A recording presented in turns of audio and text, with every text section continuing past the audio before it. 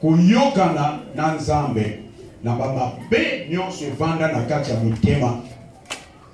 Mabe epai ma conflit, parce que conflit eutaka dans le néant te. Evanda na kati ya motema. Po mutaba na kuyoka kochela mutu poison to conflit bavandisi makambo atiango na motema. Ti azotambula nango na kati ya motema. Ndenge azokende kuna bakoyeba bado c'est le cœur. Alléluia. Motema mutezo mema makambo. Place ba conflit uta likambo ekweya makambo evanda wapi na motema.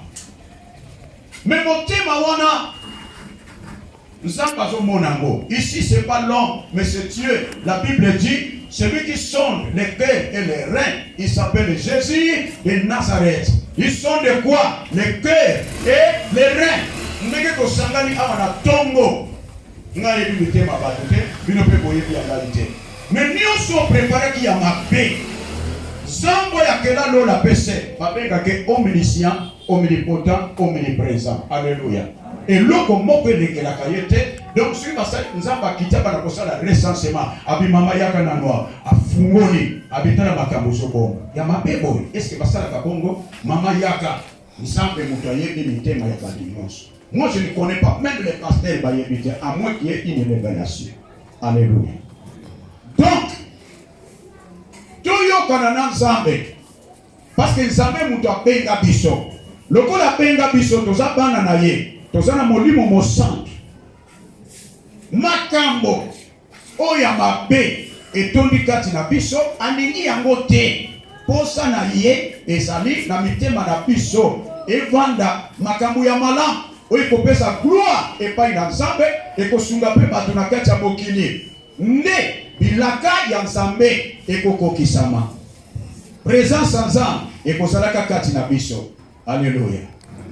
Alléluia. Alléluia. Nani mokonzi? Yes. Tobetele maboko.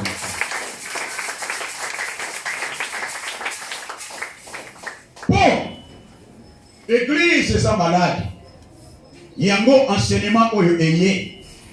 Réconcilie-toi avec Dieu d'abord parce que yem tazo mona oyo ezana kati ya motema na yo. Na oyo ezana kati ya famille. Na oyo eza place au salade. Celle qui voit c'est Dieu. Nganga, marabout, bakingani, batatonaka. Basalaka tiro sort. Tantôt peut simbi, tantôt simbité. Mais celui qui voit tout, celui qui connaît tout, qui a créé le ciel et la terre, c'est Jésus-Christ de Nazareth. Okopatama et pas inaye. Atamu kolomoko te. Oye leki na butu, oye leki na tongo. Semaine mobimba, ba acte nyonso posé ya mabe ye ayebi yango. Mais pour ça na ye ça, etika la bongo te. Alléluia. Osali na Nzambe na désordre avec réserve. Son alingi na ke, na lingi te na kokende na ngai te. Amusalango na kozwa nini nyonso na kati ya motema. Réconcilie-toi avec Dieu, na pasteur te. Pasteur est là pour t'encourager. Alléluia. Quand les canaux visitent, juste pour t'encourager. Parce que nous sommes là, il doit le faire. Mais le cœur, ce n'est pas lui, c'est Dieu. Amen. Alors, qu'est-ce que la réconciliation? C'est la réparation des erreurs ou des fautes commises. C'est la réparation des erreurs ou des fautes commises. Oui, vandaki kati ya motema. Wela na nabato. Erreur salama ya langage. Biscuit et salama ki incompréhension et salama ki toyokana ki te pona poire to pepani etiki conflit. Yona balobi réconciliation. Et ça koyokana na ba conflit wana. Donc c'est la réparation des erreurs ou des fautes commises. Maintenant, Babakisi est se mettre d'accord entre les deux parties pour mettre fin à ces sujets. Parce que beaucoup de n'a pas conflit. N'est-ce pas? Les bateaux sont là, Kenda maman n'a pas cimetière. Nous sommes erreurs. C'est maintenant qu'il faut régler les problèmes. La repentance et la conversion, c'est maintenant que nous sommes vivants. voyez pas ma peine, on regretter ma acte posé au nom de Jésus. Pour l'église, il y a un ensemble. Batu obaza na kati ya église, pasa pana na nzambe. Misu ya mokili mobimba na ba famille na biso, soki problème meki ko kuya. Bako ben. Ah pasteur, ah frère yaka, conflit eza na kati ya ndako wao. Il faut ya kuya kosunga biso, opesa biso conseil toyokana, tobondela, n'est-ce pas? Est-ce que ça va bon côté? Bako benga pe yo, c'est maman yaka, parce que ça moderne.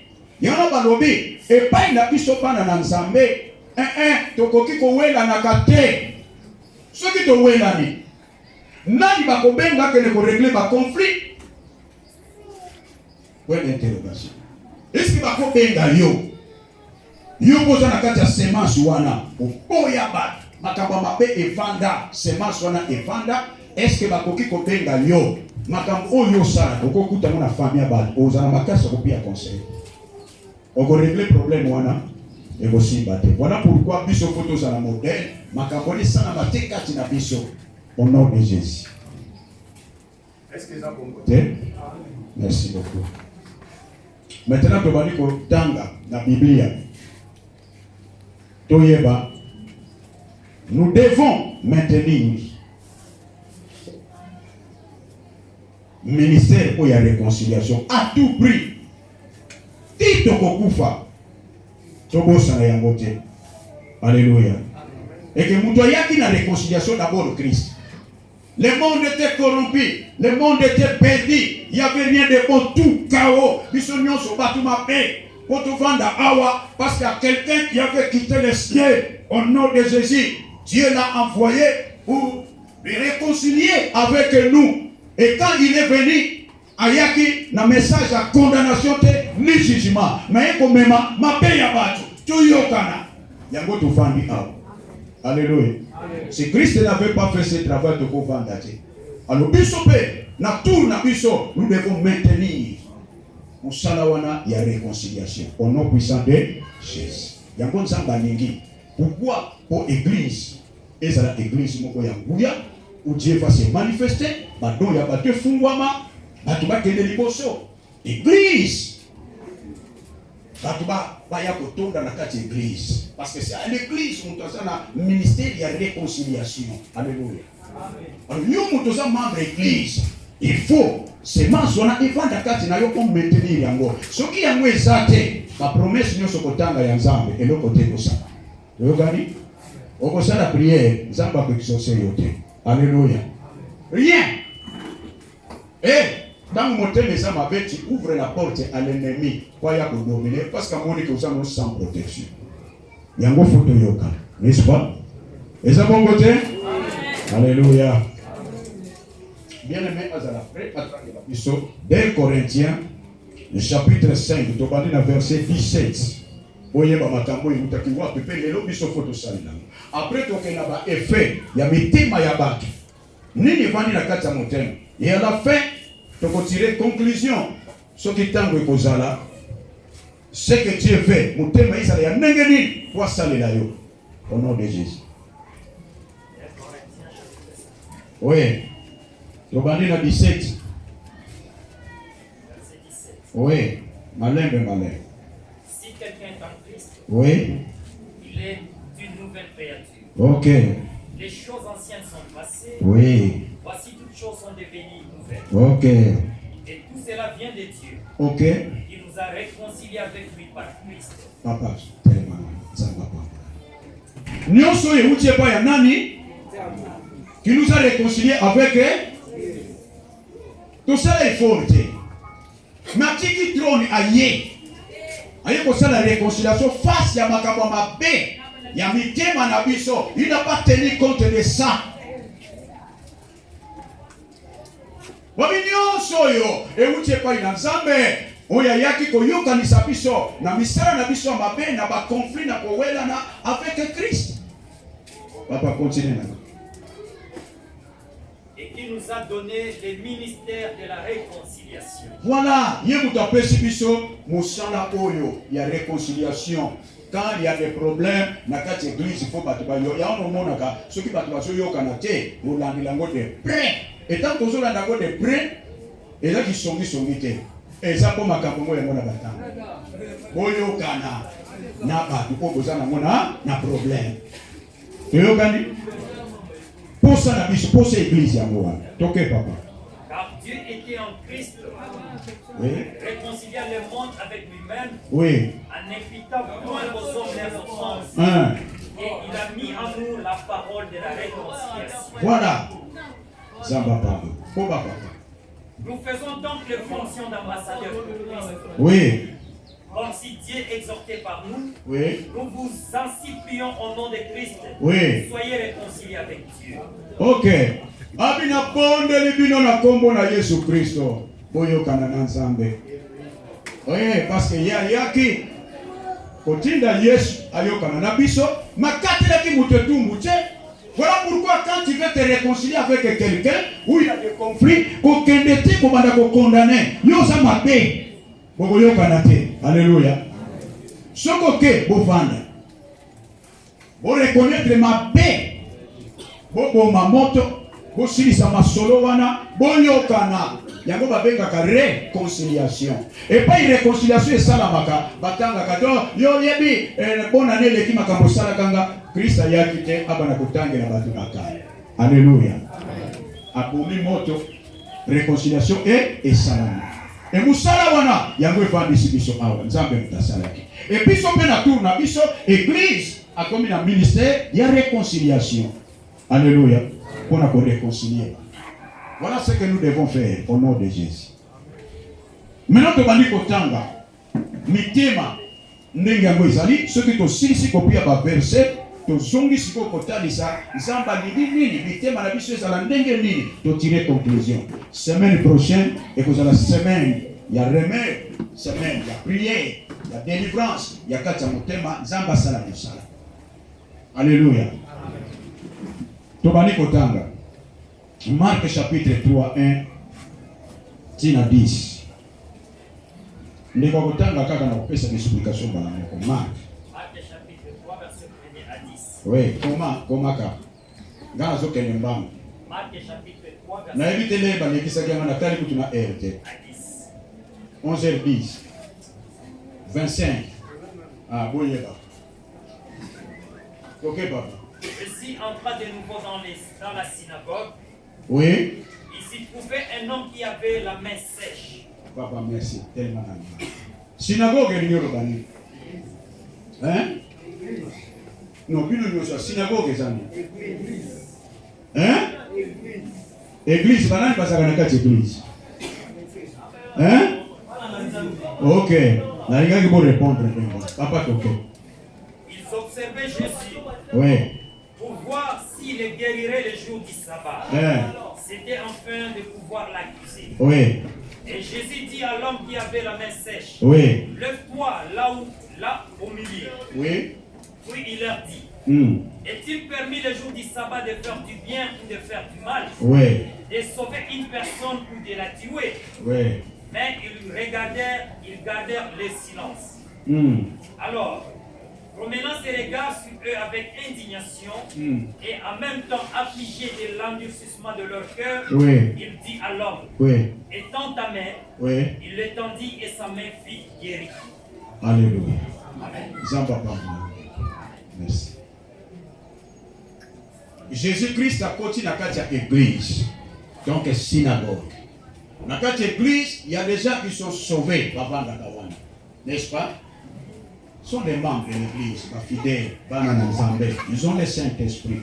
Mais dans la carte na bango, quand on connaît à côté, dans la église, à mon mouton malade, quelqu'un qui avait des problèmes, le bon connaît Kauka, et ça qui n'a paralysé, le bon que ça fonctionnait, n'a malade, il n'est à Fanda, dans la Fanda, n'a malade, il n'est pas. Comme Christ, c'est celui qui voit et qui révèle ce qui est caché, Misunaye et Moniye, que cet homme est malade. Tant que tu es malade, à tout le monde, est-il permis? Il y a que ça, ma bête au malade, il y a que bon matin, il y a que bikisa. Moutoumoko n'a qu'à l'église, ça peut se répondre à Zate, le cœur. Au moins, il y a un problème à mon terme. Mais comme que Christ sonde le cœur et les reins, atari, ayo qui passe dans mon thème, il fait indigné, affligé. Mabe, vous avez battu mitema mabanga. Mon toisa n'a pas si beau, n'a tout les bénons. On peut sa réponse d'être mitema na bileza mabanga. Donc, esprit wana, les lois yamouza na kati église. Mon toisa n'a pas ça l'Israël, ba kangi mitema. Basala musala boy, bakangi mitema, basala boy, bakangi mitema, endurcissement du cœur et futakate. Alléluia. Amen.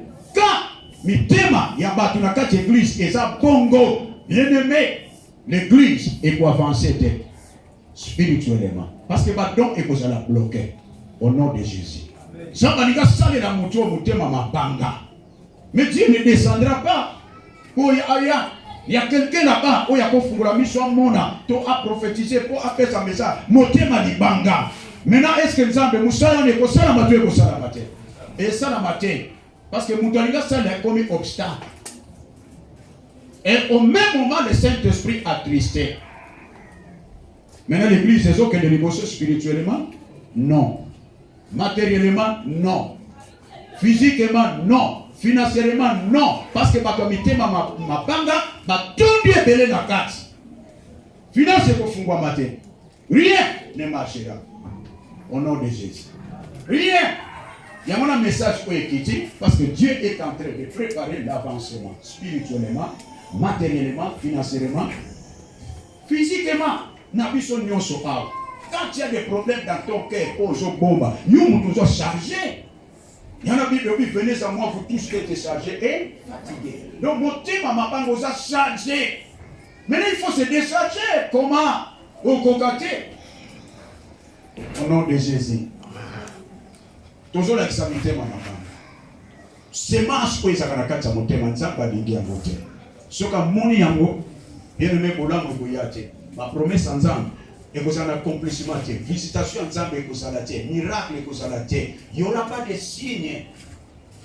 Donc comme limité. Parce que Dieu, en tant qu'apparence, oh mon tour rien. Mais une fois dans le cœur. Alléluia. Alléluia. Nakatia église, mon tour malade, le beau kauka, Christ est mon katuni bango. Est-il permis? Bien aimé, Jésus-Christ est notre sabbat. Alléluia. Il est notre sabbat. Il est notre repos. Christ. Et il agit n'importe où, n'importe comment. La Bible dit, prie Dieu en tout lieu. En élevant des mains pires, sans colère ni mauvaise pensée. Partout. Et si ton cœur est ouvert, quelque chose s'est passé. Mais ce qui s'est bloqué, rien du tout. Alléluia. Donc, enseignement, on a 2024 au début. Ça va se préparer ma Kabbalah. Mais comme il est puissant en action, en conseil, à se faire ça va conseil pour Namikologoya à Fumula Pena Bamakabwa bien. Mais l'obstacle, c'est le cœur. Yango photo yokana. Et ça pour la kangola kakangola bitema na biso. Au nom puissant de Jésus. Genèse chapitre 4. Genèse chapitre 4.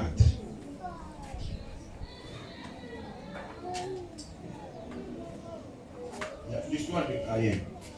Genèse chapitre 4. Oui. Verset 1er. Adam connut Ève, sa femme, oui, aussi et enfantant Caïn. Oui. Et elle dit, j'ai formé un homme avec l'aide de l'Éternel. Oui. Elle enfanta encore son frère Abel. Abel fit berger et Caïn fit laboureur. Oui. Au bout de quelque temps, Caïn fit à l'Éternel une offrande de fruits de la terre. Et Abel de son côté en fit une de premier-né de son troupeau et de leur graisse. L'Éternel porta un regard favorable sur Abel et sur son offrande. Mais il ne porta pas un regard favorable sur Caïn et sur son offrande. Caïn fut très irrité et son visage fut abattu. Et l'Éternel dit à Caïn, pourquoi es-tu irrité? Et pourquoi ton visage est-il abattu? Certainement, si tu agis bien, tu relèveras ton visage et tu agis. Et si tu agis mal, le péché se couche à la porte. Oui. Et ses désirs se portent vers toi, mais toi domines sur lui. Oui. Cependant, Caïn adressa la parole à son frère Abel, mais comme ils étaient dans le champ, Caïn se jetant sur son frère Abel et les tua. L'Éternel dit à Caïn, où est ton frère Abel? Il répondit, je ne sais pas, suis-je le gardien de mon frère? Et Dieu dit, qu'as-tu fait? La voix du sang de ton frère crie de la terre jusqu'à moi. Maintenant tu seras maudit de la terre qui a ouvert sa bouche pour recevoir de ta main le sang de ton frère. Quand tu cultiveras le sol, il ne te donnera plus sa richesse. Tu seras errant et vagabond sur la terre. Caïn dit à l'Éternel, mon châtiment est trop grand pour être supporté. Voici, tu me chasses aujourd'hui de cette terre. Je serai caché loin de ta face, je serai errant et vagabond sur la terre, et quiconque me trouvera me tuera. L'Éternel lui dit, si quelqu'un tuait Caïn, Caïn sera vengé 7 fois. Amen. Amen. Merci, Zamba Pambolalo. Amen, amen. Motema, bana mibale, ya tata moko, mama moko. Iso kuza ba parent. Ko bakabana, tuboko na kabana. Bana mibale. Moko mutu abilanga. Moko mutu ya koboko na bibwele. Mutu na mutaza na grâce. Oza batie kati na n'est-ce pas? Comme ici, mutu na mutaza na grâce. Eza bongo te? Amen. Maintenant, Abel apesi mbeka epai na Nzambe. Bango mibale bapesi. Mais Nzambe apporter regard epai ya Abel. Agréé yango. Eza lokolo moti bana moko aketi na université, asilisi classe, abandi musala.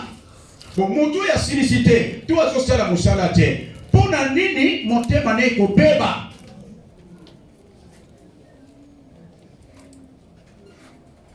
Tuna kajanda moko apambolami mususu apambolami te. Pourquoi motema ekobeba? C'est ça le problème. Le cœur. Dieu fait grâce à qui il veut. Et Dieu a un calendrier. Ce qui ne l'ont pas pambolami, comme ça, oyo ba pamboli. Bo supporter ye, bo sunga ye, bo bonde la kapona ye. Ndege bano ba yemba kao. Alléluia. Sous ba yembi, il faut te commis ensemble. Ah, yembi kitoko, c'est bien. Vous voyez qu'il y a des fleurs, vous avez la pour la soutenir. Mais ce qui mitema et comme il y a ma paix pour la combattre, là ça devient un danger. Alléluia. Dans cette église, ça devient un danger. Il y a un esprit à poison et quota. Amen. Esprit à quota, nous devons appuyer l'église pour monter mes bébés, dans le vent de ces candidats. Mais nous devons membre de l'église. Ça c'est un danger pour une église de Dieu. Il y a beaucoup de gens. A terminer eloko yo batuba yokana régler ma conflit parce que mon thème ce qui le reza mabe lobi mabe ti ko kena ko boma même na lo bombi te tango zo yina oza déjà meurtrier muto zo yina muninga na ye ici Caïn oria sebela ade konanga apambola minzamba créer et sa bénédiction di bota na biso ndako pambola mi église pambola mi mais yé mon thème. Mais Dieu qui sonde les terres et les reins, a dit Caïn, non mon élongé, baby, ma besa katina yo, mais dominer, ce qu'on domine te, keba. Bien aimé ce matin, il faut dominer contre les terres. Domine. Ce qu'on domine te, ma besa goya. Ça va être ici dans Caïn. Mais Caïn, désobéissant, a beau y koyo kanzambe. Ma besa ne kuke na yo. Montez kobeba et l'ungilo ne na monde yango tia des problèmes. Mais Caïn dominé loko wana et ko sunga yote. Caïn n'a pas dominé. Na motema ma paix est vendue. Fabi dominé. C'est ma fait kotika tinayo et bota kumate. Mais akangika désobéissance. Dieu parle. Batu waliki na bango yokate. OK, Dieu fait toutes choses avec mythe. Ce que sont le baboy. C'est à nous de se prendre en considération ceux qui te yoki pour ton pambolam. Mais ceux qui te yoki te, ma paix, les aboya. Alléluia. Anthony Ndekona yo sawa. On ne va pas contrôler la situation. Parce que moi, je ne sais pas, est-ce que suis-je le gardien de mon frère? Mon thème m'a insolence.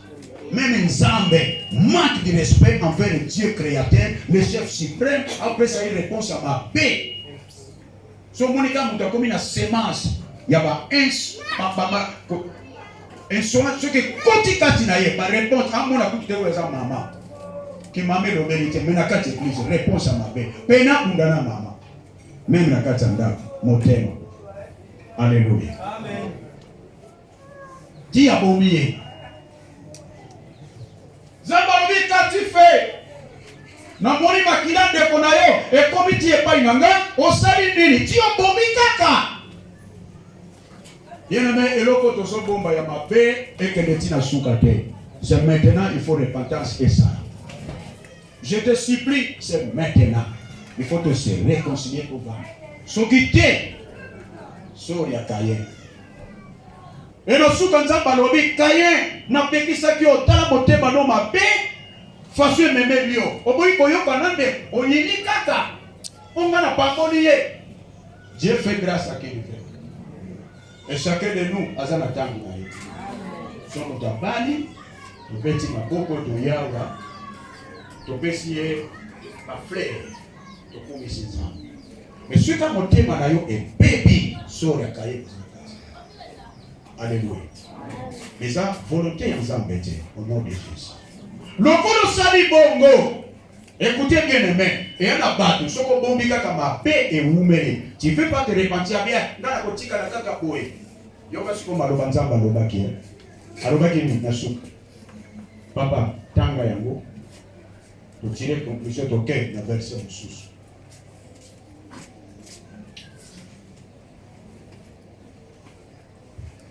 Lokola kaka. Boye ki koyoko bombi ndeko na yo.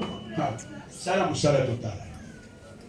Yoza na grâce ya uchela batu maboko tia maboko total. Bengana milima be total. Soka Nzambe wana kozala kakati na yo. Alléluia. Et vous allez sur moi. Verset 11. Alléluia. Verset 11. Oui. Maintenant, tu seras maudit de la terre qui a ouvert sa bouche pour recevoir de ta main le sang de Dieu. Ozoka. Maintenant, en prononcer nini? Tu seras maudit. Olakebeli mabe na mabele. Sala musala. Toke ba. Quand tu cultiveras le sol, il ne te donnera plus sa richesse. Lero kolona. Donc musala nyonso kosala. Le futa ezate kotanga no tega. C'est toi qui bénis l'œuvre de nos mains. Na lero wana za nini et sans effet. Et uzongelo mabe. Ayoka yote. Yoyokani. Wewe osisi koswana na butobi sans effet na ngai te. Boyokani te sans effet. Tu seras errant et vagabond sur la terre. Okosala mitelengano konyungana yaona batu mingi bakufelaka pembeni te mapende ka mingi oyo kwa komba lutendele o akompa place misika mukolo kotuna suta akufa bakufelaka musika babotelaka musika basalelaka musika ona mabe. Caïn dit à l'Éternel, Ouais. mon châtiment est trop grand pour être supporté. Ozoga papa suka kwa nzamba mabe na ngai eleki mingi batu bakondimanga lisusu te yango wana nakeni veti nakufela bakima kaka mama tozoseka mais c'est sérieux eyokani c'est sérieux makambo motema ozomona nzambe kama tozomona biso tozomona tianga nzambe abi motema obino komona katenga na moni ebongwana evanda kana mabete au nom de Jésus. Alléluia. Amen. Alléluia. Amen. Tala. Ndekotangeli biso Genèse chapitre 27. Atangi première partie, deuxième partie, to sinisi toke na remède. Vous avez la R 25 qui n'engage la 4 R. Faut faire ça. Genèse chapitre 27 du premier Même jusqu'à la... Tangaka tina 30 couplet, même tina 20. Tokemba. Genèse chapitre 27.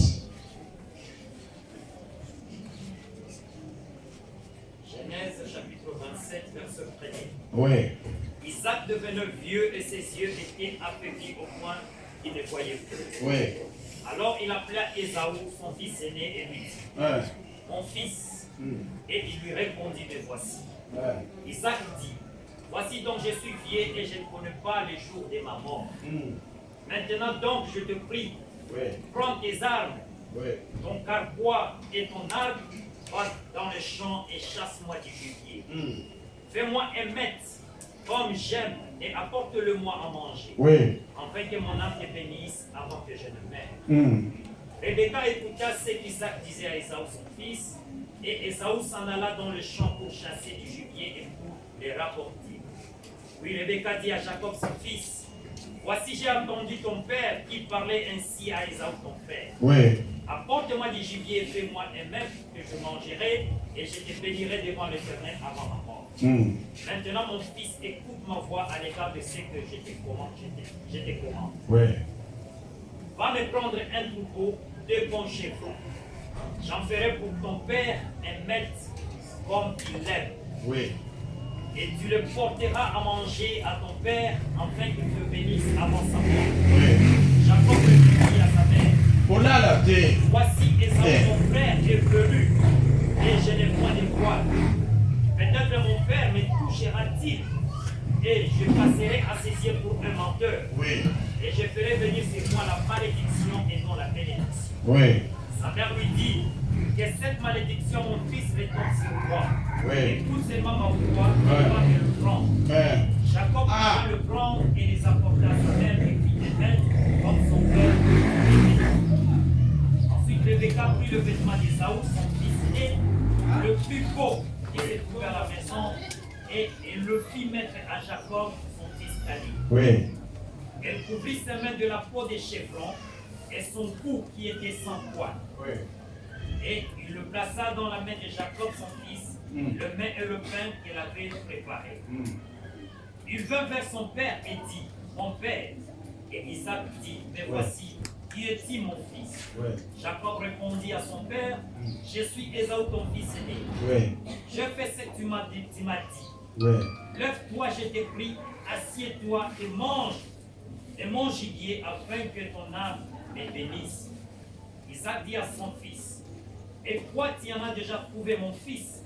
Et Jacob répondit, c'est que l'Éternel ton Dieu l'a fait venir devant moi. Isaac dit à Jacob, approche donc et que je te touche mon fils, pour savoir si tu es mon fils Ésaü ou non. Jacob s'approcha d'Isaac, son père qui le toucha et dit, la voix est la voix de Jacob, mais les mains sont les mains d'Ésaü. Il ne reconnut pas parce que ses mains étaient velues comme le main d'Ésaü, son frère, et il le bénit. Il dit, c'est toi qui es mon fils Ésaü. Et Jacob répondit, c'est moi. Isaac dit, serre-moi et je mange du gibier de mon fils, afin que mon âme te bénisse. Jacob les servit et il mangeant, et il lui apporta aussi du vin et il but.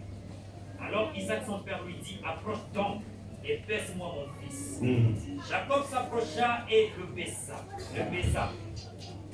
Isaac sentit l'odeur de ses vêtements, puis il le bénit et dit, voici l'odeur de mon fils est comme l'odeur d'un champ que l'Éternel a béni. Et Dieu te donne de la rosée du ciel, de la graisse de la terre, du blé et du vin en abondance. Que de peuples te soient soumis, et des nations se prosternent devant toi. Sois le maître de tes frères, et que les fils de ta mère se prosternèrent devant toi. Maudit soit quiconque te maudira, et béni soit quiconque te bénira. Isaac avait fini de bénir Jacob, et Jacob avait à peine quitté son père Isaac, et Ésaü son frère revint de la chasse. Papa, merci. Amen. Le cœur, our famille à Isaac. Isaac a beau tabac dans mes balais. N'est-ce pas? Non. Bien, très bien. C'est comme ça. Maintenant, bana mi balé oyo. Isaac akomi mpaka azo solola na Esau. Yogani mwana moko oya ponaki azo solola na ye. Abi Esau ngana komi mpaka kala tena kukufa na ngai. Wana mama na kulua da tia matoi. Azo solola. Kala tena na kukufa. Sala ndego sala ka wana kende luka mibole ya kitoko nengo namba ka wana yaka na mwaka tonadia ajuko na pambola yo oyoki ya mwana pe aseli nini akeza mbakena mama akekozwa Jacob le cœur tala ba mama le cœur motema. Laisse-moi te poser une question. Bana nyo suri bali wana ye Rebecca ye te mtabota bango. Siko puna nini esprit ya division? Puna nini puna kokonte na mwana onga na kobonga na oyo na kobonga te. Est-ce que ça là? Le cœur. Et makambo eza na kati ya famille. Ya kotala ke oyo akokunda ngai. Oyo le côté le cœur. Tu vas vivre dans la confusion. Les pensées de Dieu ne sont pas nos pensées. Bomba ngolelo. Ndenge yo kanisa, ndenge nzambe azo kanisa. Nzambe kwa pambola mtauta la université, auta la taille, auta la dignité. Il fait grâce à qui? Amen. Alors bana nyonso. L'église to sanga. Yo gani? Amen. Pour le peut-être na oyo pour le loyer na dignité. L'homme est Nzambe. Amen. Donc, maman a béni Jacob pepe. Jacob, papa na yo a sololi na Esau. A kotisa. Yo na minute okaka na yebisio ngamo ko muna kusala baka. Aliba lambele tusa. Siko Jacob alobiko. Ndana sala bakwa. Abia akomona ngamutu ya alikuta. Alikuta wana eko ya korona ngai. Mama apporter garante eko epana ngai. Na nini yango? Ba malédiction mususu batu bakotaka ki lelo etikala parce que kota ba makambo alikuta oyo kokota te ojupe oporter garant le cœur. Maintenant lelo etika ba deka batu bakufa batu bawela na likolo ya likuta ko esalama. Alléluia. C'est un danger. Voilà, enseignement oyo. Donc aussi, même dans 2025 ici, on a un aujourd'hui. Alors, Jacob, quel est le qui soit quand on a kola, maman, a couvrir, a salué ma campagne, on a qu'à protéger moi, à la béni. Aujourd'hui, et ma campagne, on a qu'à famille, ma campagne, on a qu'à l'église.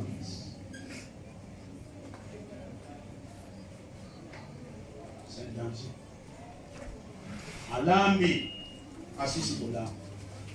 Hadi mama, bongo siko mtoto mwana ndio kwa. Ndio kazaka ni kubatika pia. Ndio usoga kazaka, ba condition, nyonso mensonge, papier se monter. Le cœur. Balamoko, biloko nyonso pembeni. Akeko ti. Papa pe atampaga, beba mibange même za aveugle. So vous avez un année, allez pas sur la banane. Avec dans mon jamba ça. So ba wini kini yo habiter yo te mansa. Yo ba wini kini bwa ça y est. Yo te usamta. Mungu siko yo kazaka, kongo nini? Asiba bi mungongo. Ezaya izaute, menzoto. Ah. Nikambote. Pesa biloko, pesa biloko aliye asilisi. Pa apambolia. Tanto ni maloba ndenge batangi. Tanga basilisaki kolo makambo aye uyaza na grâce. Tango komi na bi kaka sikoyo. Na sisi kopambola. Mingai nde abia ya. Borate. Yana natanga la biso 30 na 38. Comme on a cri, il y a passe. Nakata motema, conflit et kota, matabali ko dukana, mukona kujoyer na kujoyer kama mukona tata ko kufa hein akoya matanga mukona kuboma yeye yango conflit. Isaac avait fini de bénir Jacob. Yoka. Et Jacob avait à peine quitté son frère Isaac. Ouais. Ésaü, son frère, revint de la chasse. Allez. Il fit aussi un mètre. Il porta à son père et il dit à son père, et mon père s'élève et mange du gibier de son fils afin que ton âme me bénisse. Ouais. Isaac, son père, lui dit, qui es-tu? Et il répondit, je suis ton fils aîné Ésaü. Isaac fut saisi d'une violente émotion et il dit, Yoki. Qui est donc celui qui a chassé du gibier? Nani yango musaya eza yanga, grâce eza yanga. Comme nani yango lisusu. Et me l'a apporté. J'ai mangé de tout avant que tu vinsses et que je le bénis. Aussi sera-t-il béni. Ah. Lorsque Ésaü entendit les paroles de son père, il poussa de forts cris, Yoka. plein d'amertume. Yoka. Et il dit à son père, Ouais. bénis-moi aussi mon père. Bambola bengai, lobata ni loba moko lisusu kona. Isaac dit, ton frère est venu avec ruse. Ouais. Oyoki? Il a enlevé ta Aye bénédiction. avec quoi? Mayele ya mabe.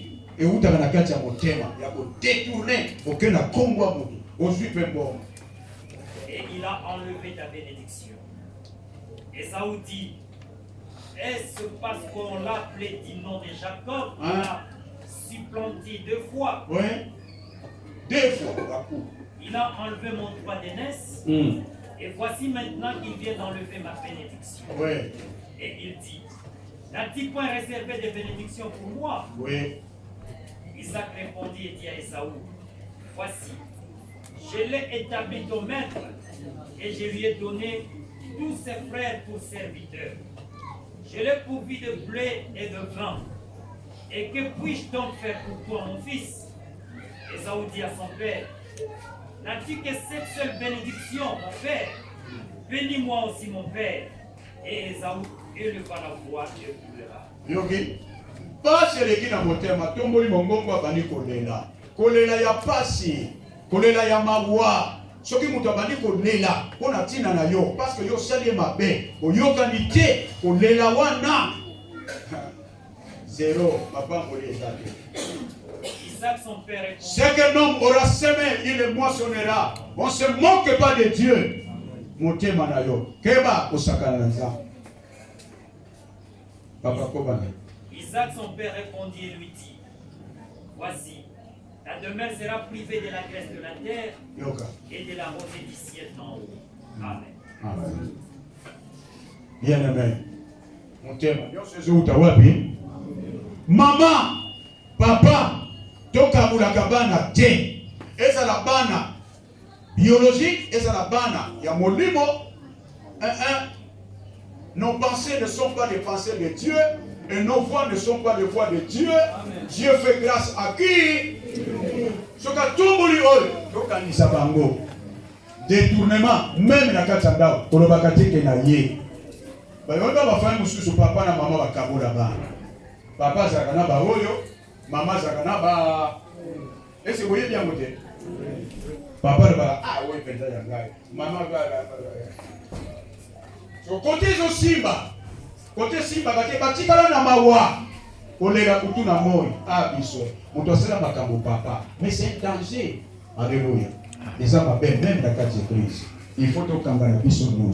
On ne sait jamais. Grâce qu'on tombe pas en âne. Ça va tomber le monde. À Pambolami. Église peut Pambolami. L'imota peut Pambolami. Mais ce qui te compte, c'est qui conflit. Est-ce que tu vas régler le problème? Alléluia. Est-ce que tu comprends? C'est un danger. Même la carte de ngati na vanda na banda. So nazana kati kuna vanda bila banda tena ngapi na so mwete. So na yoka mama kile sukuna c'est quoi? Nini? Otera kanga. Yo kanga. Oyoka. Posisa makambo. Soki na moni lisusu bomoye. Je tombe de l'ordre na sangisi bango, il faut beau oyoka. Parce que la nuit nous allons prier. Tout ça la prière n'a pas ton mitema, kangama, c'est un obstacle dans ma prière. Est-ce que ça va côté? Et ça bon côté, ça bon côté. Toi tu pries avec les gens de cœur digne. Non, c'est un danger. Alléluia. Amen. C'est pas comme ça. Alors, pour ça, il y a Nzambe. Mitema na biso ezala ndenge nini. Quel que soit ma paix, quel que soit ma kamunyo soto sala. Bien aimé dans le Seigneur. Souhait ya Nzambe ezani. Mitema ezala ndenge nini. Ézéchiel chapitre 11, 16 à 21. Tout à l'heure, verset, tout ici. Ézéchiel chapitre 11, 16 à 21.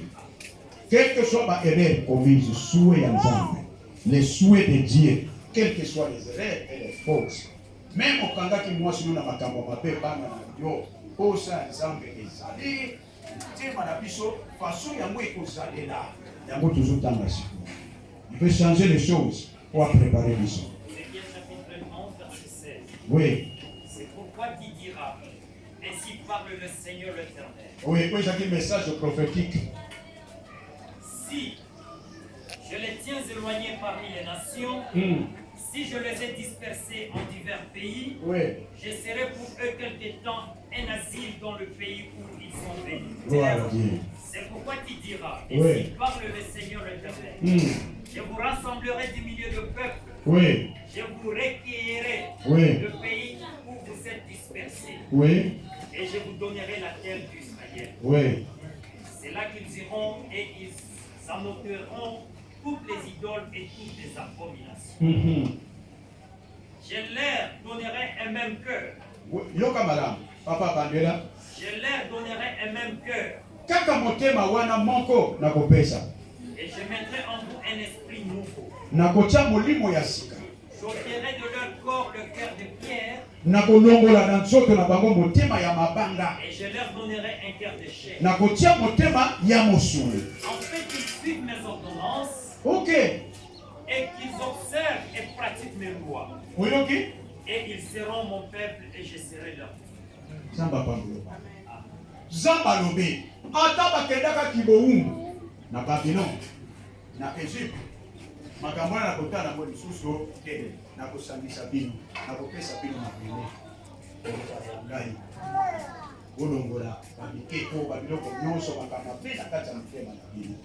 Alors souhait Nzambe koyebisa bango na kopesa kaka motema na bino wana na koshange yango. Na kolongola motema ya mabanga. Epai semasa mabe ezalaka. Na kopesa bino motema ya mosuli. Poboto sakangai. OK? Poboto sakangai, botambola na mibeko na ngai. Parce que le cœur de Dieu, c'est le cœur qui fait la volonté de Dieu. C'est le cœur qui pratique, qui reçoit et qui pratique la parole de Dieu. C'est le cœur que Dieu aime pour que tu sois conduit par le Saint-Esprit. Et tant que je motema ndenge na kotondisa yo don akofungola. Mapamboli na yo ba promesse. Nzamba kozala fidèle pour akokisa bilaka oya sala pona tina na yo. Au nom de Jésus. Est-ce que tu comprends bien? Mais par rapport à cœur de Pierre, et là comment vous savez ça? Bande koto yokana tolingana. 2 Chroniques chapitre 19, 1 à 11. 2 Chroniques chapitre 19, 1 à 11. Chapitre 19, verset 1er. Oui. Josaphat, roi de Juda, rêvait en paix dans sa maison à Jérusalem. Oui. Jéhu, fils d'Anani, le prophète, alla au-devant de lui et lui dit à Josaphat, Oui. doit-on secourir le méchant? Et aimes-tu ceux qui haïssent l'Éternel? Oui. À cause de cela, l'Éternel est Dieu contre toi. Oui. Mais il s'est trouvé de bonnes choses en toi, car tu as fait disparaître du pays des idoles. Oh Jésus. Et tu as appliqué ton cœur à chercher Dieu. Yoki. Josaphat resta à Jérusalem. Puis il fit encore une tournée parmi le peuple, depuis Beersheba jusqu'à la montagne de Phraïm, Oui. et il le ramena à l'Éternel, le Dieu de leur père. Oui. Il établit les juges dans toutes les villes fortes du pays de Juda, dans chaque ville. Et il dit aux juges, prenez garde à ce que vous ferez, car ce n'est pas pour les hommes que vous prononcerez des jugements, c'est pour l'Éternel qui sera près de vous quand vous les prononcerez. Oui. Maintenant, que la crainte de l'Éternel soit sur vous. Veillez sur vos actes Car il n'y a chez l'Éternel notre Dieu ni iniquité, ni égard pour l'apparence de personne, ni acceptation de présent. Oui. Quand on fit de retour à Jérusalem, Josaphat y établit aussi pour le jugement de l'Éternel et pour la contestation. Le Lévite, les sacrificateurs et les chefs de maison paternels d'Israël. Et voici les ordres qu'il leur donna. Voilà. Vous agirez de la manière suivante dans la fête de l'Éternel, avec fidélité et avec intégrité de cœur. Voilà. Dans toute contestation qui vous sera soumise par vos frères, établis dans leur ville relativement à un meurtre, à une loi, à un commandement, à un de préceptes et à des ordonnances, vous les éclairerez, afin qu'ils ne se rendent pas coupables envers l'Éternel et que sa colère n'éclate pas sur vous et sur vos frères. C'est ainsi que vous agirez et vous ne serez point coupables. Et voici, vous avez à votre tête Amaria, les souverains sacrificateurs, toutes les affaires de l'Éternel, et Zébadia, fils d'Ismaël, chef de la maison de Juda, pour toutes les affaires de Juda.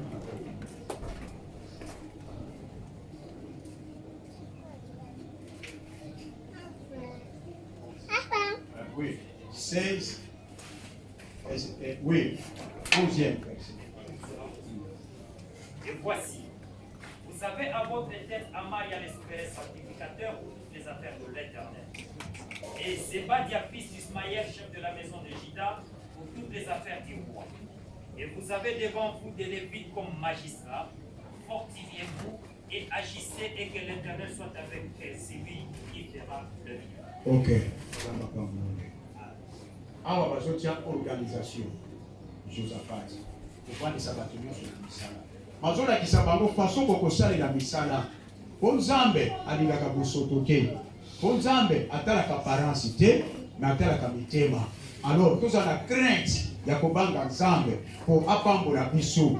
Yana babi bokosalela Nzambe avec crainte de cœur. Alléluia. Bosala de sorte que mitema na bino Zamba mona façon bozosala misala et apambola bino. Mais ba oba kosala contrairement colère ya Nzambe, kanda Nzambe kozala likolo na bango. Toyokani? Ba wape tozosala misala. Façon ni tozosala misala avec crainte de cœur. Alors ba verset oyo ça ba verset appui. Tango ça te potokota na explication ya mosindo, mais comment ya mo bien-aimé dans le Seigneur. Alors, verset Yasuka, Proverbe, chapitre 4, verset 23, ici. Proverbe, chapitre 4, verset 23. Proverbe, chapitre 4, verset 23. Garde ton cœur de toute autre chose, car de lui viennent les sources de la vie. Garde ton cœur plus que toute autre chose. Yo bomba kanini koleka. Hein? Bongisi suki au anniversaire. Tout. Tout ouais. Mais dans mon thème. Alléluia. Et le cœur. Au bibi pena c'est super ce soir vraiment tu es charmant. Ma patron là, il va faire tout oh, vraiment c'est super. Vraiment, c'est super. Bien, tenue de soirée.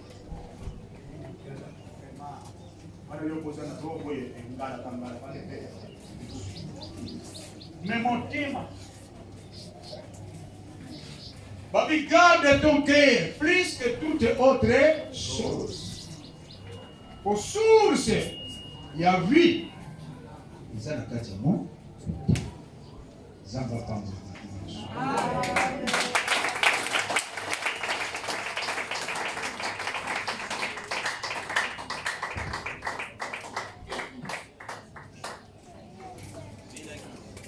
Alléluia.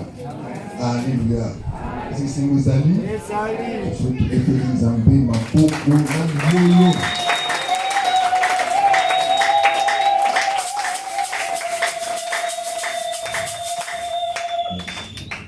voilà, il est, tu l'as dit, ma terre, tu m'as autorisé, vous m'avez tous